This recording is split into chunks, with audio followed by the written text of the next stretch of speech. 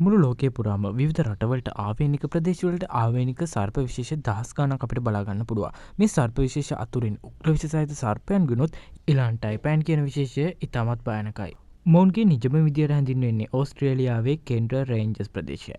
සාමාන්‍යයෙන් එක්වරකට මොවුන් යොමු කරන විෂ ප්‍රමාණය මිලිග්‍රෑම් 110ත් 150ත් අතර වගේ වෙනවා. මොවුන්ගේ විෂ බලපෑම කෙලින්ම මිනිස් ශරීරයේ රුධිර කැට ගැසීමට වගේම සෛල විනාශයට සහ හෘදය නතර වීම වැනි බලපෑම් ඇති කිරීමට සමත් වෙන නිසාම එක්වරකට මිනිසුන් 100 දෙනෙක් පමණ මරණයට පත් කිරීම හැකියාව මොවුන් සතු වෙනවා. ඔවුන්ගේ සමේ වර්ණය දුඹුරු සිට ඔලිව් පැහැ දක්වා වෙනස් වෙන අතර ඔවුන්ගේ දිග සාමාන්‍ය මීටර් 1.8ක් පමණ වන බවයි පැවසෙන්නේ.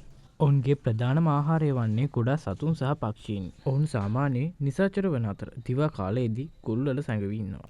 මොවුන්ගේ ජීවිත කාලය සාමාන්‍ය වසර 10ක් 15ක් අතර බවයි පැවසෙන්නේ. මොවුන්ගේ මේ විෂ ඉතාමත් ප්‍රබල වන හින්දාම ඔවුන්ගේ හැසිරීම ඔවුන් භයානක වන බවයි විශ්ලේෂකයන් පවසා තිබෙන්නේ.